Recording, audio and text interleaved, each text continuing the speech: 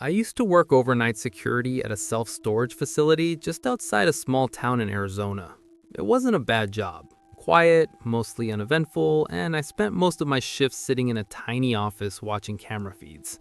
The place had rows and rows of storage units, long metal corridors broken up by motion lights that buzzed on and off when something passed by. The facility officially closed at 10 p.m., but I worked from 11 p.m. to 7 a.m. My job was simple: make sure no one broke in, no one lingered, and nothing got out of hand. Most nights, nothing happened. About 2 weeks into the job, I noticed something strange on one of the cameras. It was a unit at the far end of the property, Unit 314. The motion light outside it kept flickering on and off every few minutes. At first, I assumed it was a glitch. The system was old and the desert wind sometimes triggered the sensors. But when I switched to a different camera angle, I saw the same thing. The light would turn on, stay lit for a few seconds, then go dark again, over and over. I decided to walk out there and check it myself. When I got to Unit 314, everything looked normal. The metal door was locked, no signs of tampering. I stood there for a minute waiting to see if the light would flick on again. It didn't. I went back to the office and brushed it off. The next night, it happened again. This time, I kept my eyes on the monitor longer. I noticed something I hadn't seen before.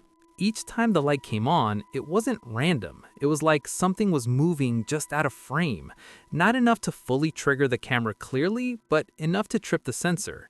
It didn't feel like wind anymore. I checked the logs for that unit. It hadn't been accessed in over 6 months. The renter was still paying, but according to the system, no one had visited it in a long time. On the third night, I decided to watch the camera feed without leaving the office. Around 2 a.m., the light flickered on again. This time, I didn't look away. I leaned closer to the screen, and that's when I saw it. At the very edge of the frame, barely visible, was a shape. Someone standing just out of view, close enough to trigger the motion sensor, but positioned so the camera couldn't fully capture them. I felt this cold, creeping sensation in my chest. Whoever that was, they knew exactly where the camera was pointing. I grabbed my flashlight and headed out again. The walk felt longer this time. The rows of units stretched out in silence, the gravel crunching under my boots way louder than it should have. When I turned the corner to 314, the light was already on. But this time, the door wasn't fully closed. It was cracked open just an inch. I froze. I was sure it had been locked earlier. I had checked it myself. For a moment, I just stood there, listening. The night was completely still. No wind, no distant cars, nothing. Then I heard it. A soft, slow scraping sound coming from inside the unit. I backed up a step and called out, asking if someone was in there. No response. The scraping stopped. I told myself it could be an animal. Maybe someone had stored something that attracted rats or something worse. But deep down, I knew that wasn't it. I stepped forward and slowly pulled the door open. The smell hit me first. Not rotten, not exactly, but stale, like something had been sealed away too long. I shined my flashlight inside.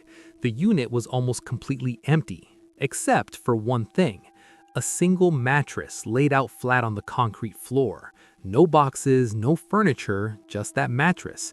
And on it, indentations, like someone had been lying there recently. I stepped inside, my heart pounding so hard I could feel it in my throat. The beam of my flashlight moved across the walls. That's when I saw them. Scratches, dozens of them, carved into the metal walls. Not random, organized. Lines, marks, symbols I couldn't understand. Some were deep, like they'd been carved with something sharp over a long period. And then I noticed something that made my stomach drop. They weren't just on the walls. They were on the inside of the door too, at about eye level, as if someone had been standing there, marking it from the inside. I turned to leave, and that's when the door slammed shut behind me. I spun around and grabbed the handle, yanking it open as fast as I could. It resisted for a second, just long enough to make panic hit full force before it gave way. I stumbled out into the open air, breathing hard. The motion light flickered, and for a split second, I saw someone at the end of the row, just standing there, watching me. I shouted, raising my flashlight, but the light cut out for a moment. When it came back on, they were gone. I didn't finish my shift. I locked myself in the office until morning and called my supervisor as soon as the sun came up.